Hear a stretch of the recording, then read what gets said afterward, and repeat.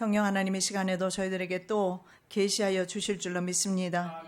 우리가 이 시대를 바로 깨닫고 알기를 원합니다. 그리고 정말 곧 오실 예수 그리스도를 거룩한 행실로 믿음의 옷을 입고 준비하는 저희들 될 수 있는 은혜를 도와해 주시옵소서. 오늘도 바르게 증거할 수 있도록 도와주시고 바르게 깨닫게 도와주시옵시고 언제나 주님께서 영광 받으시고 함께 하시는 귀하고 복된 시간 되게 도와주시옵소서. 거룩하신 예수 그리스도 이름으로 기도드립니다. 아멘. 한 2주간이나 한 3주간 될지도 모르겠어요. 이 제목의 말씀으로 우리가 또 시대를 한번 살펴보기를 원합니다. 자이언트, 거인이란 뜻이죠. 글로벌 파워, 엘리트의 정체에 대해서 살펴보겠습니다. 살펴보는데 오늘 그 말씀에 본 것처럼 고대 전쟁에서는 흔히 어떤 전쟁을 했느냐 하면 1대1로 장수들끼리 나와서 맞붙었습니다. 그래서 지는 쪽이 물러가는 겁니다. 그런데 상대 쪽에서는 누가 나왔습니까? 그 유명한 골리앗이 나왔죠. 이스라엘을 한 달 동안 대치하는 상황에서 마땅히 내보낼 장수가 없었고 결국은 어린 소년 다윗이 나가서 승리한 것을 봅니다. 지금 바로 이러한 그런 거대한 골리앗이라는 집단과 어쩌면 우리 기독 세계가 싸우게 될 텐데요. 우리가 아무리 믿음을 가진다 하더라도 그러나 하나님께서 한때 두때 반때를 그들에게 주신 것으로 보아서 그들이 승리하는 것 같습니다. 그러나 물론 잠정적이지만 그래서 이러한 골리앗 세력들, 자이언트에 대해서 어떠한 세력들이 있는지 한번 대부분 다 알고 있지만 좀 더 살펴보기를 원합니다. 그래서 전 세계는 현재 슈퍼클래스라고 합니다. 슈퍼클래스 골리앗에게 장악되어 있다. 그때나 지금이나 골리앗 세력과 맞짱 뜰 사람이 여러분은 필요하다고 생각하실지 몰라요. 다윗 같은 믿음의 사람이 나오면 가능할까요? 천만의 만만의 말씀이에요. 그때는 믿음으로 승리한 것이고 지금은 이제는 하나님께서 역사의 마지막 때로 이제 이 마지막 70일회가 끝나는 시점으로 역사를 정해놓으셨기 때문에 결국은 이제는 이 시대는 하나님의 예정대로 흘러간다는 사실을 볼 수가 있습니다. 자, 지역적이거나 국가 차원이 아닌 세계적인 권력입니다. 그런데 이 세계적인 권력 이익 집단이 전부 서로 연합되어 있다라는 겁니다. 그래서 이건 한두 사람의 문제가 아니라 이 거대한 조직들은 서로 연계되어 있어요. 그래서 세상에 그 어떤 누구, 심지어는 다윗이 다시 살아나서 온다 할지라도 믿음으로도 그것을 파괴할 수 없는 그러한 거대한 힘을, 세력을 형성할 수 있다고 있습니다. 그래서 성경에 시편 2장 2편 9절에 보면 내가 철장으로 저희를 깨트리며 질거리같이 부수리라 하시도다. 그렇다면 철장 권세, 쇠막대기 가지고 오시는 예수님의 제 이름으로만 이들의 이러한 부를 가지고 가진 세계적인 그 권력을 파할 수 있다라는 거. 그 외에 그 어떤 누구도 인간의 힘으로는 저들의 세력을 무너뜨릴 수 없다는 사실을 볼 수가 있습니다. 그래서 철과 진흙으로 표현했습니다. 철에 그런 강함이 있는 반면에 약점이 또 있지요. 세상 기업은 무너지게 두고 있습니다. 그래서 이제 주님 오셨을 때 뜨인 그 채석한 돌, 산에서 채석한 뜨인 돌, 그 뜨인 돌에 의해서 전 세계가 바로 열강이 가루가 되는 사실을 우리가 볼 수가 있지요. 자, 국가와 대부분의 민간 기업들은 바로 파워, 엘리트, 골리앗을 보호하는 일을 합니다. 그래서 여러분 그렇게 돈 벌기가 힘든 거예요. 제가 문자 하나 단톡에 올렸잖아요. 성경 말씀. 예? 재물 모으는 능을 제 소원입니다만 여러분이 재물을 모으시기를 그래서 원하는 마음으로 하루는 그 말씀 신명기 8장 말씀 올린 적 있지요? 아멘으로 받으신 분. 네, 재물의 능 되어주신 줄 믿습니다. 자, 그런데 이런 거대 기업들이 서로의 모든 그 기업들이요, 힘을 정치 권력까지 장악한 채로 그들과 함께 연계되어서 전 세계는 엄청나게 불평등의 그런 세계가 되어버렸습니다. 급격한 부의 집중 현상이 나타납니다. 그러면서 다른 한편에서는 어떻습니까? 굉장히 빈곤으로 인해서 우리가 지금은 한국은 하나님께서 특별히 사랑하셨고 우리가 기도하는 민족이어서 정말 하나님이 복을 주셔서 밥 먹고 삽니다마는 밥 먹지 못하고 사는 정말 절대 빈곤에 허덕이는 수많은 나라들이 있습니다. 예. 우리 김승희 집사님 같은 경우에 전 세계를 다니는데 그분은 다니면서 우리 집사님은 다니면서 아마 그런 것을 다 볼 것입니다. 다녀보면 정말 가난한 우리는 돈 10만 원 쓰는 것도 아무것도 아니지만 남미 쪽으로 가면 돈 10만 원 가지고 한 달 전 식구가 다 먹고 산다는 사실 그것도 직장에 있는 사람은 그게 가능하고 그렇지 못한 사람은 커피와 옥수수 가지고 평생을 사는 그런 산간 지역에 사는 사람들도 전 봤습니다. 우리는 참 복을 많이 받았죠. 네. 그래서 오늘부터 제가 드리는 말씀은 피터 필립스입니다. 피터 필립스 미국 소노마 대학 주립대학의 교수입니다. 그분의 책 이름이 자이언트입니다. 그분의 책을 소개해 드릴 겁니다. 그리고 제가 좀 살을 좀 덧붙일 것입니다. 그래서 그들이 누구인가? 왜냐하면 제가 이미 제 책을 통해서도 많이 제가 전했지만 저는 별로 유명한 사람이 되지 못해서 많은 책이 팔리지 않았습니다만 이분은 유명한 사람이에요. 이분이 말하는 것을 전함으로써 좀 더 우리가 깨닫고 근신할까 해서 그래서 이분 책을 소개하는 것입니다. 네. 자, 첫 번째 우리가 한번 생각해 보는 것은요. 국가 그리고 민간 기업들 국영이나 민간기업이나 국가나 할 것 없이 이런 슈퍼클래스라고 합니다. 엘리트 중에서도 슈퍼클래스가 따로 있어요. 그래서 이런 엘리트 기업을 보호하는 일을 하는 것을 한번 살펴보도록 하겠습니다. 레슬리 스클레어라는 사람이 이렇게 말합니다. 새로운 계급이 등장하고 있다. 이들은 전 세계 모든 지역의 사람과 자원을 수단으로 삼아 사적 이익과 영구적 축적에 대한 끝없는 욕망을 충족하려 한다. 이 새로운 계급은 바로 초국적 자본가 계급으로 기업 경영인, 세계화된 관료, 정치인, 그리고 세계화된 전문가들과 엘리트, 소비주의자들로 이루어진다. 잘 정의해놓고 있습니다. 그들 바로 자본가 계급이라고 말하고 있습니다. 이분은 자 세계 인구의 0.0001% 7,000명 안팎의 글로벌 파워 슈퍼클래스가 있다고 제가 전에 한번 말씀드린 적이 있죠. 이 사람들이 바로 전 세계를 움직이는 엘리트 권력 집단입니다. 자, 2016년 통계를 보면 그들 중에서도 말입니다. 62명이 세계 인구의 절반과 맞먹는 수준의 부를 가지고 있어요. 62명입니다. 여러분 일하고 싶지 않을 수도 있어요. 자, 2017년대에 보면 그 숫자가 몇 명인 줄 아십니까? 8명으로 축소되었어요. 8명이 전 세계 부의 절반을 가지고 있어요. 그리고 이분은 내다보기를 앞으로 한 사람이 전 세계 부를 다 가지게 될 것이다. 어쩌면 그 한 사람이 적그리스도이거나 적그리스도 편에서 아마 세계를 지배할 가능성이 있습니다. 자, 엄청난 자원과 권력을 가진 소수의 사람들로 구성된 금융제국 엘리트들입니다. 금융제국이죠. 금융을 통해서. 그래서 이제 더 이상 그런 기존의 금융을 믿지 않겠다. 서브프라임 모기지 파동 때문에 이제는 그 국가의 돈이잖아요. 국가에서 찍어내는 돈. 그게 법정 화폐 아닙니까? 그것도 믿지 못하겠다. 그래서 나온 게 바로 가상화폐들입니다. 그리고 중앙은행을 믿지 못하고 모두가 관리하겠다. 모두 저축한 모든 사람들이 관리하겠다. 이것이 바로 블록체인입니다. 그렇죠? 그렇게 해서 이제는 지역마다 화폐를 만들어내기 시작하면서 결국은 이 세상에 그 어떤 돈도 결국은 그 힘이 없고 잃어간다는 사실. 그중에서 미국 달러가 제일 강하겠지만 그럼에도 불구하고 돈은 국력이 약해지면 그 돈의 힘은 없어지고 진짜 지금 저기 어디입니까? 베네수엘라 같은 경우에 보면 이 한 자루로 들고 가도 휴지 하나 살까 말까예요. 그 정도로 국제사회에서는 베네수엘라 돈 자체를 안 받을 겁니다. 그 정도로. 그러면 돈의 가치가 없는 거죠. 예, 그래서 왜 이런 현상이 나타나는가? 이 6명. 그래서 앞으로 2017년도에는요, 6명 중에서 2017년도에 1위가 바로 빌 게이츠입니다. 여러분 빌 게이츠를 주목해 한번 보시기 바랍니다.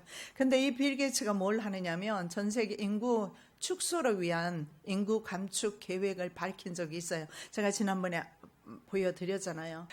인구 감소 계획입니다. 그것이 바로 그들이 계획하는 지구상 인구를 5억 명만 남기자 하는 그런 계획인데 거기에서 최선두로 지금 달리면서 일을 하고 있는 사람이 빌 게이츠고 빌 게이츠가 억만장자 6명 중에서 현재 1위입니다. 자, 엄청난 자원, 권력 가진 소수의 사람들의 바로 이런 금융 제국에 과거에는 뭘 했느냐면 식민지 플랜테이션, 식민지 그 시대에는요 농장주들이었어요. 플랜테이션 주인들, 농장주들처럼 그 착취당하는 사람들이 당시에는요 봉기를 일으켰어요. 착취를 당하다가 밟으면 나중에는 어떻게 돼요? 봉기를 일으키죠. 그런 것처럼 전 세계 국민들이 일어나지 않을까 염려를 한다고 합니다. 그래서 여러분 KBS 방송에도 나왔지만 그래서 어쩌면 미국의 인구의 절반에 해당되는 적어도 1억 미국의 인구의 3억이 넘었는데 1억 5천 정도를 수용할 수 있는 비막 캠프 같은 경우에 알래스카 페어뱅스 같은 경우에는 200만 개의 관이 거기에 있지 않습니까? 그래서 그때를 대비해서 전 세계에 이것을 준비해 둔 것이 아닌가 생각을 합니다. 자, 지난 500년 동안 자본주의가 발달이 됐습니다. 그래서 모든 인간 활동을 자본으로 귀결시키는 그런 자본주의 말입니다. 그래서 전 지구적 차원의 급격한 변화를 이끌어내는 그런 역할을 했습니다. 그래서 자본주의가 들어오면서 굉장히 많은 변화가 일어났지요. 덕분에 전 세계는 어떻게 됐습니까? 덕분에 단일화 됐어요. 단일 시장입니다. 이것이 바로 경제 용어로는 다자주의라고 해서 그리고 정치 용어로는 그들이 글로벌리즘으로 그 단어를 사용하고 있는데 그래서 전 세계가 현재 단일 시장이 되었어요.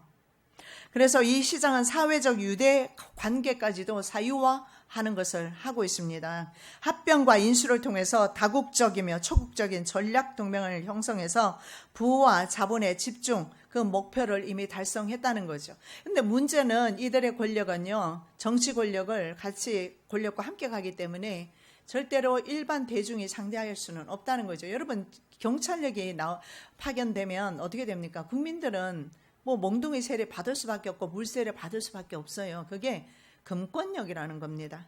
그 금권력이 바로 금융 세력과 정치 세력의 권력입니다. 그래서 이것이 바로 자본주의 어떻게 보면 폐단이라 왜냐하면 자본의 집중 현상을 자본주의가 가져온 거예요.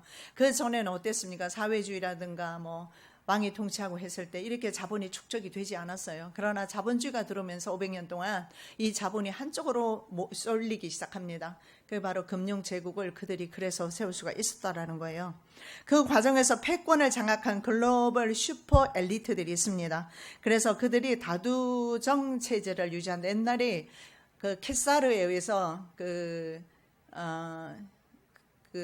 로마의 그 케사르가 시저라고 합니까? 그들에 대해서 3두 정치가 1차, 2차 있었잖아요. 그런 것처럼 바로 이들에 의해서 다두 정치가 현재 되어지고 있다. 즉 개별 국가에서 통치하는 시스템으로 현재 가고 있고 개별 국가에서는 대통령을 뽑지만 실제로는 실세가 따로 있다는 거예요. 전 세계로 움직이는 세력이. 여러분 외국 다녀보신 분은 알지만 굉장히 좁습니다. 외국 이게 지구가 상당히 좁아요. 그래서 가까운 거리에 있습니다. 그런데 이제는 인터넷까지 발달이 되었기 때문에 전 세계는 뭐 수초 안에 1, 2초 안에 전 세계가 하나로 다 묶인 상태에서 정보를 주고받는 그런 시대가 되었습니다. 그런데 문어발식으로 기업 경영을 했습니다. 이런 사람들이 500년 동안 한 것이 뭐냐면 전 세계에 자본이라든가 그리고 전 세계의 뭐 천연 자원이라든가 이런 것들을 전 세계에 있는 각국에 있는 것들을 다 이들이 장악을 했다는 겁니다. 다 장악했어요. 그래서 이제는 뭐 개별 국가에서 대통령을 뽑기도 하고 하는 일은 하고 있지만 결국은 실세가 따로 있어서 전 세계를 마음대로 쥐락펴락합니다. 그래서 자기 기업에 호응하는 그런 정권인 사람은 그대로 봐줍니다. 그러나 자기 정권에 유익이 되지 않는 사람은 어떻게 합니까? 물론 시민의 손을 빌어서 그렇게 하지만 예를 들어서 이라크 사담 후세인이라든가 카다피라든가 이런 사람들 내려오게 하듯이 그런 식으로 합니다. 처음에는 그 경제 저격수라는 사람을 보내요. 경제 저격수를 보내면 그 나라에서 천연 자원을 이 다국적 기업에게 다 주는 거예요. 주는 대신에 어떤 독재 정치, 독재자 한 명을 세워주는 거예요. 독재자에게 모든 부로와 명예를 다 줍니다. 권력을 줍니다. 인정해 주죠. 그게 바로 사담 후세인도 그랬고 카다피도 그랬고 뭐 필리핀에 있었던 마르코스 대통령인가 이런 독재자들, 뭐 큐바의 독재자들 이런 사람들 할 것 없어요. 그런 독재자들이 다 이렇게 이 다국적 그룹이라든가 엘리트 그룹에 의해서 계속 지원을 받았습니다. 그러다가 나중에는 이제 토사구팽 당할 때는 그대로 버려지는데 그 독재자에 의해서 나라가 피폐해두었기 때문에 결국은 국민들이 분노하게 되고 그 원성은 어디로 돌아갑니까? 독재자에게 돌아가고 실제적으로 모든 그 나라의 자원과 자본을 착취해서 간 이런 금융 제국에 대해서는 원망할 줄 몰라요. 원인을 모르니까. 자, JP 모건 체이스 은행입니다.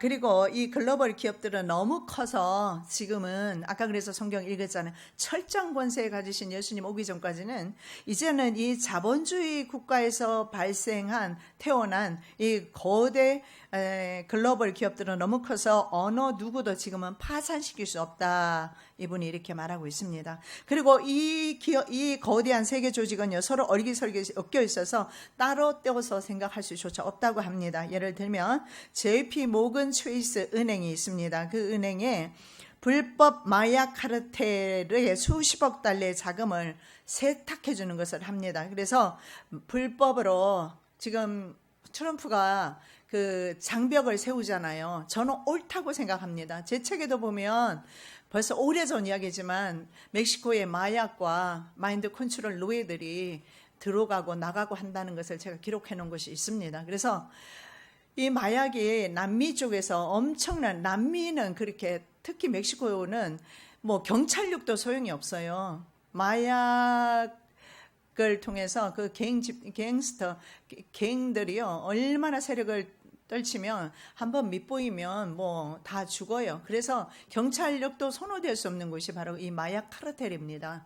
그런데 이 마약 카르텔의 돈을 양성화시켜주는 일을 한 것이 JP 모건 체이스 은행이라는 거예요. 이 은행뿐만 아니죠. 다른 은행도 마찬가지예요.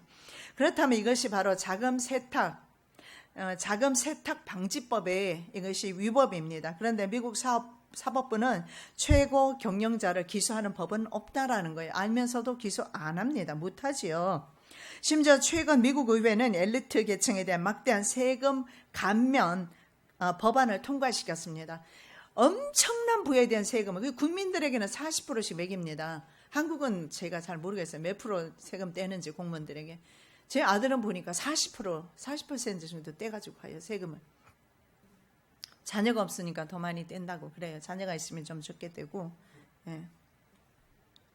한 달 내내 벌어서 거의 뭐 반은 이런 사람들을 위해서 이것이 이 세금이 말입니다. 국민들을 위해서 사용되어 오시면 좋겠지만 이런 불법 자금으로 유통이 많이 된다는 거.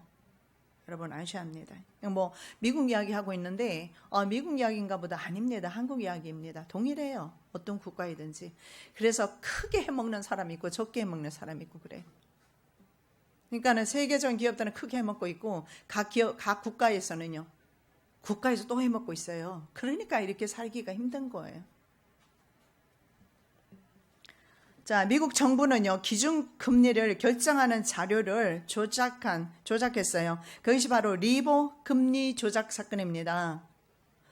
이것도 우리가 사실은 굉장히 관심 있게 우리가 봐야 되는 부분인데, 이 사건에 JP 모건 체이스 은행 연루되었습니다. 그리고 스위스 연방은행, 바클레이스, 13개 거대 은행들이 뒤를 봐주고 있습니다. 그런데 리보 금리 조작 사건은요, 기준금리를 조작하는 거예요. 그러면 기준금리를 조작하게 되면 전 세계 금리가 다 조작이 되는 거예요. 여러분, 돈을 은행에서 빌려요. 예를 들어볼게요. 돈을 은행에서 빌리면 이자를 여러분 몇 퍼센트 줍니까? 한 3%, 4%? 그럼 여러분이 저금했을 때 몇 프로 받아요? 4% 받아야지. 그렇게 하지 않잖아요, 그들은. 그런데 이 금리를 우리는 자연스럽게 받아들여요. 이 금리는 그냥 내가 당연히 내는 것처럼 이거 낼 필요가 없다는 거죠. 왜냐하면 그들은 우리에게 금리를 안 받아도 우리가 저금한 돈 가지고 다른 데에 투자를 하고 있어요. 은행은 투자한 것으로 돈을 많이 벌어요. 그런데 저축한 사람들에게조차도 돈을 빌려줄 때는 높게 금리를 책정하고, 그리고 우리가 저금한 돈에 대해서는 이자를 주지 않고, 이거 착복입니다. 그래서 진짜 도적놈은 남자가 아니고 은행가입니다. 네. 도적질이에요, 이거는. 그래서 이 조작된 자료에 의해서 결정된 기준금리가 서민의 모든 경제활동에 영향을 주고 있다는 거예요. 예를 들어보면 자동차, 집 이런 거 다 융자받잖아요. 그런 대출금리, 그리고 학생들 대출금, 신용카드 금리, 이거 누가 정하는 거예요? 그들이 다 정하는데 조작한다는 거죠. 담보대출금리, 상업대출 이자율, 통화, 그리고 가격, 심지어는 환전, 가격, 환율 이런 것도 전부 뒤에서 조작하는 거예요. 그래서 돈이 정상적으로 흘러가는 것이 아니라 돈을 뒤에서 이렇게 조작하는 그런 검은 손들이 있다는 거예요. 제가 이런 강의를 어디서 했더니 그분은 예수를 안 믿는 사람인데 뭘 하느냐면 그 증권에서 일하는 분인가 봐요. 그래서 예수는 안 믿어도 이 말에 동의한다고 하더라고요. 이렇게 보면 증권이나 이런 걸 하는 걸 하면 갑자기 어떤 무슨 손이 들어왔다 나갔다가 하는 경우가 있다는 거예요. 뭔가 장난질을 친다는 거죠. 장난질 치는 거 세상 사람들도 알고 있어요. 우리는 이것을 왜 당연하게 받아들여야 돼요?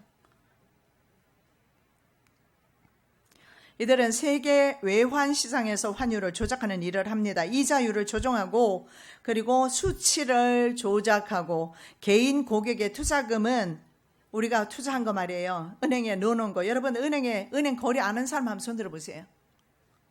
없죠?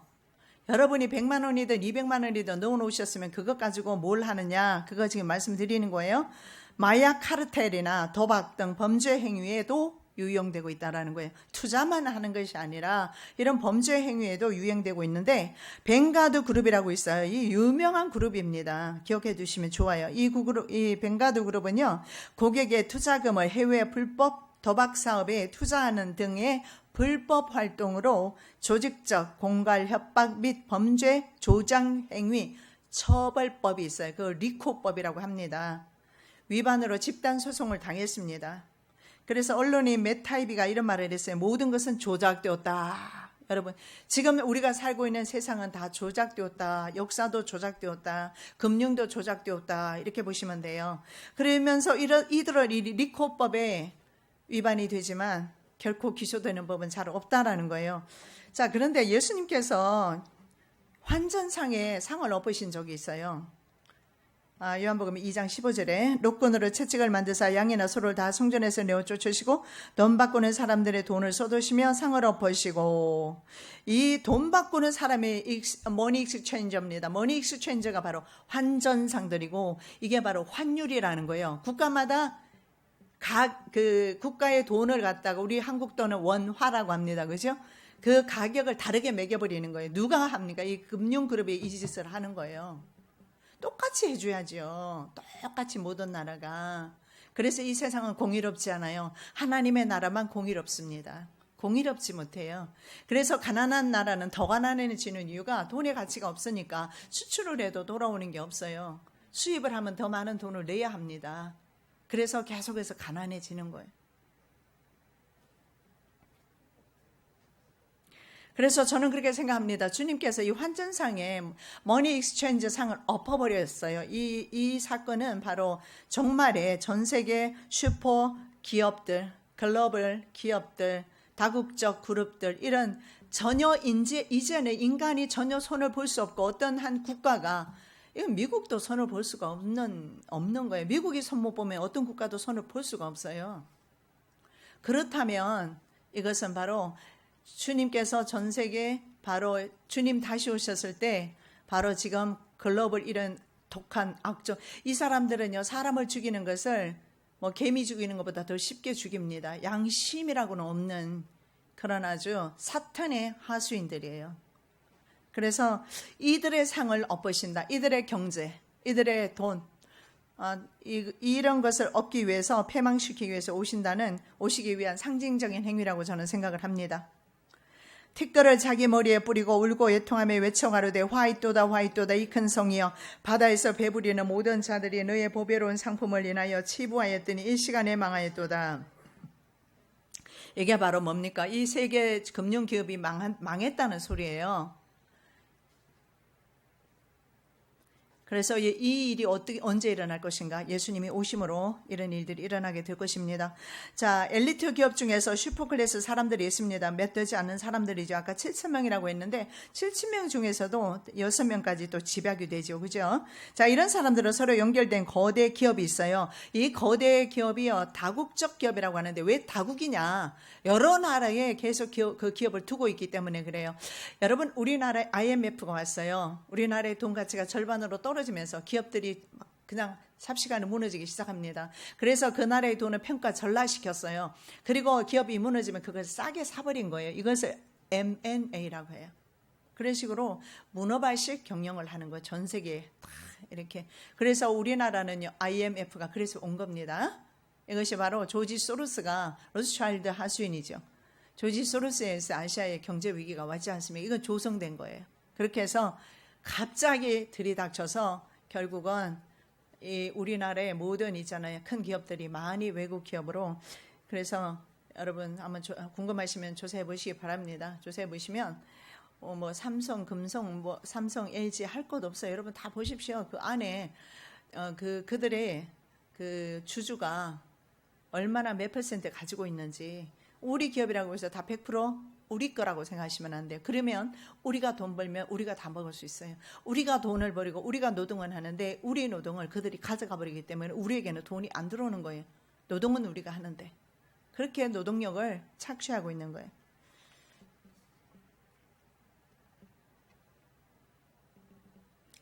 자, 그래서 이들은 이 다국적 기업을 이끌면서 세계 정책까지도 좌우지하고 있습니다. 세계에서 가장 부유한 글로벌 파워 엘리트 자본가 계급은 그래서 전 세계 모든 정책 결정을 내리는 존재다. 그러니까 은행가로만 보시면 안 돼요. 정책 결정까지 내려요. 초국적 자본가 계급의 상층부 중에서도 4핵에 해당되는 사람이 있어요. 그들이 바로 389명이라고 합니다. 자, 이들이 누구를 지배하느냐? 세계은행 장악하고 있어요. 세계은행. 월드뱅크죠. 국제통화기금 IMF입니다. 그리고 북대서양조약기구 나토죠. 세계무역기구 WTO. 여러분 맨날 들으시는 그런. 그리고 G7, G20 이런 모든 이런 기구들, 국제기구들의 영향을 주고 있고 장악하고 있다 이렇게 보시면 돼요. 그러니까 우리가 뭐 유엔이 있잖아요. 유엔도 그들의 하수인에 불과하죠. 지금 유엔에 소속되어 있는 기구들이잖아요. 전부 다. 네. 유엔은 사실은요, 누가 조직을 했느냐? 일루미나티가 조직한 거예요. 2차 세계대전 후에. 왜냐하면 그들의 좀 더 자본을, 전 세계에 흩어져 있는 자본을 보호하기 위해서 유엔을 만들어서 필요하면 군사력도 파괴하고, 군사력을 파견해서 그 나라를 초토화시켜버리거나 나토군을 보내서 그리고 자원을 빼앗고 이렇게 하는 일을 그동안 해왔어요. 그래서 그들은 빈곤한 인류의 거대한 바다에 존재하는 1%의 소수 특권층, 1% 특권층으로 현대판 왕족과 귀족들입니다. 현대판입니다. 왕족과 귀족들이. 그래서 지금도 귀족이 있어요. 자, 1%의 파워 엘리트가 세계 부의 절반을 소유하고 있고 상위 30%는 전 세계 부의 95%를 가지고 있고 나머지 70%의 사람들이 전 세계 자원 5% 미만의 자원을 가지고 서로 싸우면서 경쟁하며 살아가요. 여러분, 가난해도 싸우지 맙시다. 네. 그 주님 뜻이 아니에요. 가난할 수밖에 없는 구조 조건 속에 우리는 살고 있어요. 이게 자본주의의 약점입니다. 자본주의 해악이에요. 그 속에서 어쩔 수 없이 우리는 적은 자본 가지고 그 안에서 싸움질을 하면서 여러분 그 장사하는 사람들 한번 가보세요. 치열하지 않습니까? 손님 뺏길까봐. 저는 그거 옳지 않다고 생각해요. 서로 상부상조하면서 밀어줘야 생존할 수 있다고 봐요. 서로 사랑하고 이해하고 관용하고 할 때 생존한다고 생각합니다. 내가 가지려고 하는 순간에는 실패한다는 것이 그들이 부를 다 가지고 있기 때문에 그래요. 그런데 하물며 우리 그리스도인은 욕심을 좀 버려야 되지 않겠습니까? 탐욕을 버리고 욕심 좀 버리고 적당히 있잖아요. 일 좀 하시고 적당한 시간에는 시간을 내서 하나님께 기도드리고 말씀 보고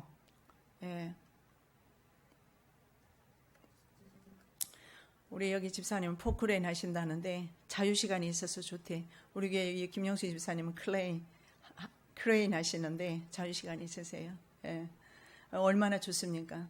자기 시간 내서 선교 여행도 다녀오고 하나님 앞에 나와서 성경 통독기를 대신해서 성경 통독도 하고 정말 잘하시는 거예요. 여러분의 착한 행동을 주님이 보고 계십니다. 적당히 아무리 애쓰고 힘쓰고 죽을 때까지 벌어도 여러분 스스로가 멈추지 않으면 죽는 순간까지도 돈을 벌어야 할지도 모르겠습니다. 자, 매일 밤 9명 중에서 굉장히 많은 숫자예요. 9명 중에서 1명이 배가 고픈 채로 잠자리에 들어요. 이거 로스앤젤레스 타임스가 말했어요. 그리고 7억 9,500만 명, 전 인류의 3분의 1이 만성적인 배고픔에 시달리고 있다. 우리는 어쩌면 살 빼는 약 좀 안 먹어도 될 것 같아요. 어쩌면 그런 만성적인 가난이 우리나라에도 올는지도 모르겠어요. 다른 나라에는 이미 왔어요. 그리고 식량 부족으로 고통받는 인구는 30억이 더 늘어날 것이다. 누가? UN 세계 식량 계획이 그렇게 밝혔어요. 앞으로 30억 명이 더 늘어나게 될 것이다.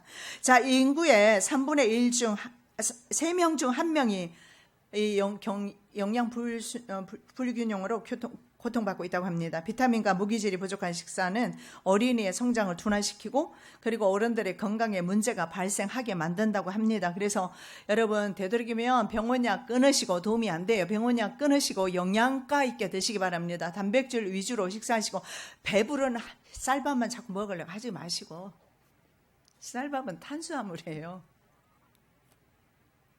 단백질까지 알려드릴까요? 뭔지? 콩 있어요? 두부 있어요? 우유 있습니다. 고기 못 먹으면 콩 종류 많이 먹어도 괜찮아요. 계란도 있습니다. 하루에 한 개씩 드시고. 그런데요, 매일 몇 명이 죽느냐 하면 어린이가 영양 부족으로 5살 미만의 어린이가 310만 명이 죽는다고 합니다. 매년. 그러면 매일은요 2만 5천 명이 매일은 2만 5천 명이 매년 900만 명 이상이 기아와 어린이까지 포함돼서 900만 명, 어린이는 10만 명. 그래서 900만 명 이상이 기아 영양실조로 사망합니다. 그런데 참 아이러니한 게 뭔지 아세요? 다른 한편에서는 기아로 이렇게 죽어가고 있어요. 이렇게 숨어요. 지금 이 순간에도 목숨이 끊어지는 사람이 있다라는 거예요. 그런데 대부분의 부유한 국가에서 생산되는 음식의 3분의 1은 버려지고 있다는 거죠. 공급이 안 되는 거예요. 공급이. 그래서 이런 데이터가 있어요. 세계 2,000명의 억만장자에게 부유세를 물리면 어떤 현상이 나타날 거예요? 현재 지구상에 있는 기아는 완전히 사라진다고 합니다. 그러니까 주님 빨리 오셔야 되겠죠. 주님 오시는 길밖에 없어요. 누가 무너뜨릴 수가 있겠어요? 자, 지난 10년간 자본가들은요, 78, 그러니까 78개국의 땅에 300만 헥타르, 900억 달러입니다. 농지를 사들여서 단일 문화 경작을 유도했어요. 단일 문화 경작은 뭐냐면 우리나라 옛날에 뭐 콩도 뭐 재배하고 뭐 쌀도 하고 뭐 벼도 하고 뭐 쌀이 벼죠. 그리고 뭐 여러 가지 모든 잡곡을 다 할 수 있어요. 그걸 골고루 먹어줘야 사람이 살 수가 있으니까 단일 문화 경작은 한 지역 전체를 완전히 땅을 다 다국적 기업이 사요. 그래가지고 경상도면 경상도 해가지고 그쪽은 뭐 한쪽은 완전히 커피 농사만 지어서 커피만 팔아요. 그 커피를 우리가 마시고 있는 거예요, 사실은. 그래서 그 땅에 가보면 전 가봤어요. 그 사람들이 먹는 것이 커피하고 옥수수밖에 없어요.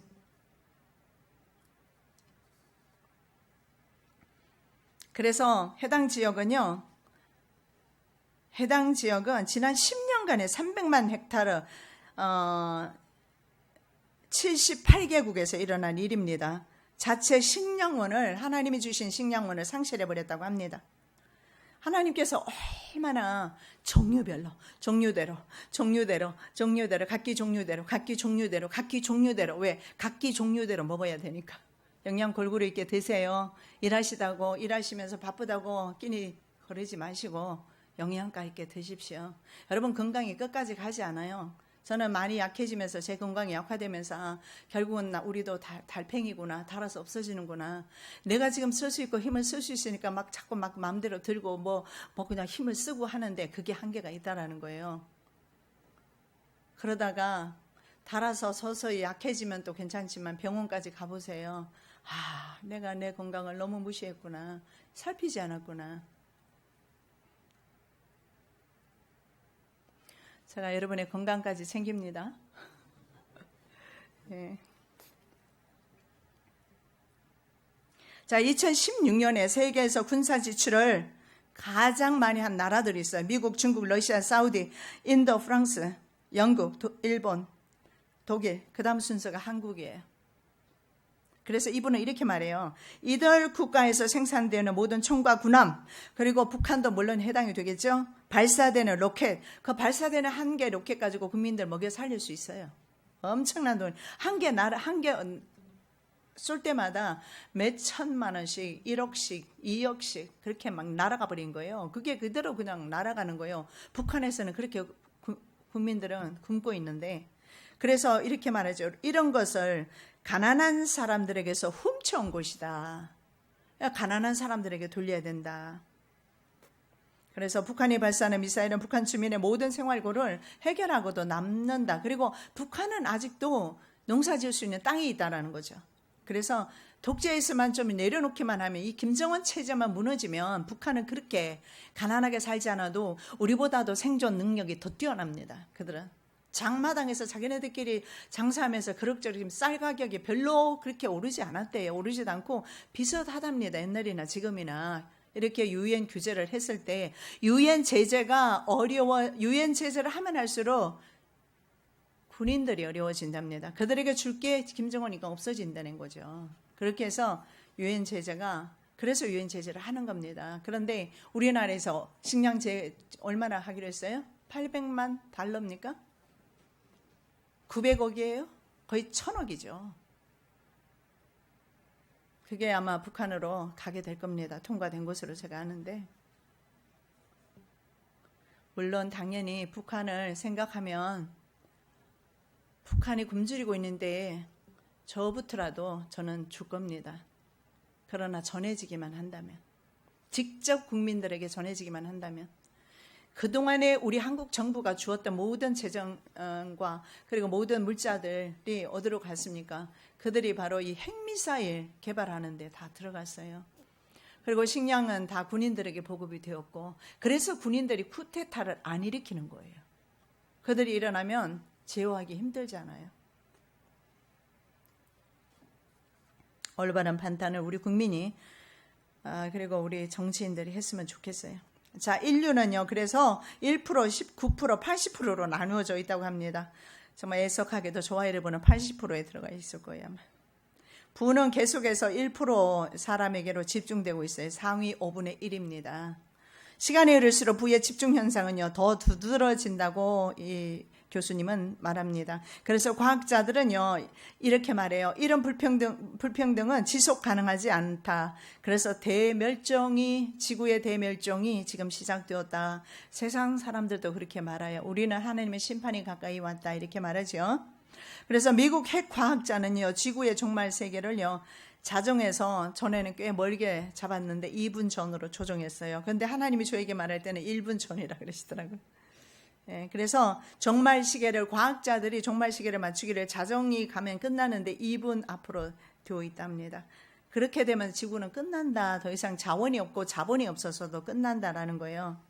자, 부의 집중 현상 외에 또 다른 문제가 있습니다. 오염에 대한 질병으로 매년 조기 사망하는 인구가 900만 명에 현재 이르고 우리 기후에 대해서도 지금 많이 지난번에도 살펴봤잖아요. 기후변화 등의 생태계 붕괴로 생물계가 멸종이 되고 여러분이 먹이사슬로 다 되어 있어요. 생물계가 멸종되면 인류는 멸종하는 겁니다.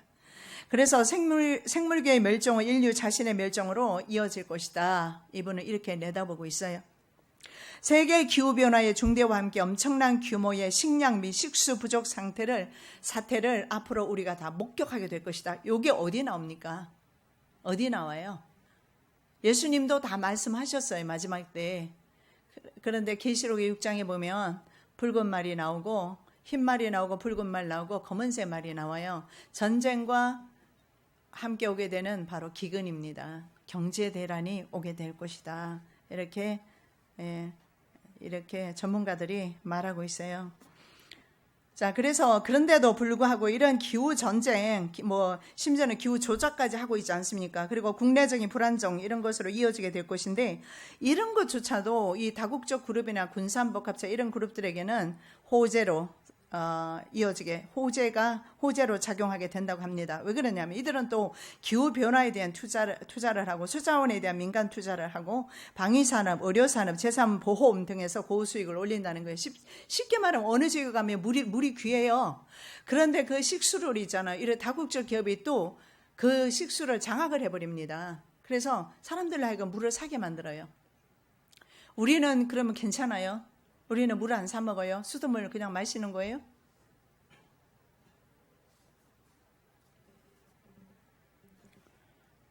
우리도 물 사 먹고 있어요, 현재. 그런데 지금 그래도 다행인 것은 수도를 틀면 수돗물이 나와요. 샤워할 수 있어요. 감사하지요. 물을 쓸 때마다 그런 생각이 해요. 감사하다. 이게 끊어지면 어떻게 될까? 끊어지게 되는 날이 온다고 말씀하고 있어요. 성경에서도. 그런데 세상에 있는 세상의 사람들조차도 이렇게 고갈이 온다. 식량 고갈이 오고 식수 고갈이 올 것이다. 이렇게 말하고 있어요. 자, 가장 큰 규모의 자산 운용사들이 있어요. 17곳이 있습니다. 자산 운용사들. 이거 굉장히 거대 다국적 그룹을 가리키는데 자산 운용해주는 따로 이렇게 기업인 것 같아요. 제가 잘은 모르겠는데, 자산을 이렇게 풀려주는 그런 역할을 하는 것 같아요. 국제자본의 중핵에 해당되는 199명의 이사를 두고 있다고 합니다. 그들이 세계 자본주의의 금융관리 분야를 대변하는 바로 핵심 인물들이라고 합니다. 그래서 세계 경제체제를 움직이는 금융자본과 관련된 모든 핵심 의사 결정을 하고 또 정책 결정에도 기여하고 있다고 합니다. 그래서 세계 금융 자본주의 핵심을 이루는 파워 엘리트인 것을 볼 수가 있습니다. 자, 서구권 말입니다. 서구권 국가의 정부와 국제 정책 기구들은 그래서 지금까지 살펴본 것처럼 이렇게 그들의 이익에 부합되는 방향으로 움직이고 있다라는 겁니다. 자, 이들의 이익을 보호하기 위해서 여러분 전쟁이 일어나는 거 예수님께서 마지막 때 마태복음 24장, 누가복음 21장, 마가복음 16장에 나와 있나요? 거기에 말씀에 보면 예수님께서 마지막 때에 대해서 종말에 대해서 말씀을 하면서 바로 전쟁에 대해서 일어나게 될 것이고 민족이 민족끼리 일어나게 될 것이라고 말씀하는데 이 전쟁이 자연 발생적인 게 아니라는 거죠. 물론 국가끼리 충돌할 수 있어요. 서로 패권 싸움을 하기 위해서 충돌할 수는 있는데 이렇게 이웃 국가와 충돌되어서 일어나는 전쟁보다는 인위적인 것이 많다라는 거예요. 왜 인위적일까요? 그런 전쟁이 일어남으로 인해서 군산복합체, 무기업체들이 돈을 벌기 때문에 전쟁이 있는 곳에는 언제나 돈을 많이 법니다. 그래서 결국은 이런 일을 위해서 전쟁이 일어나고 있다. 이렇게 보고 있습니다. 그리고 이들의 이익을 위해서 전쟁이 일어나고 비협조적인 체제는 아까 제가 말씀드린 대로 전복되거나 세력을 잃습니다. 그래서 리비아 독재자 가다피, 이라크 독재자 사담 후세인 등은 원래 미국과 사업을 같이 했던 사람이에요. 사담 후세인 같은 경우에는 조지 부시 가문과 함께 사업을 했던 사람이라고 늘 말씀드렸죠. 그런데 미국에서 버린 것입니다. 토사구팽 당한 거예요. 그래서 핵을 만들지 말고 미국 해구산 안으로 들어오라는 그 말을 듣지 않은 우리나라 대통령 누구죠? 박정희 대통령도 역시 토사구팽 당한 것이나 제거된 것이나 마찬가지죠.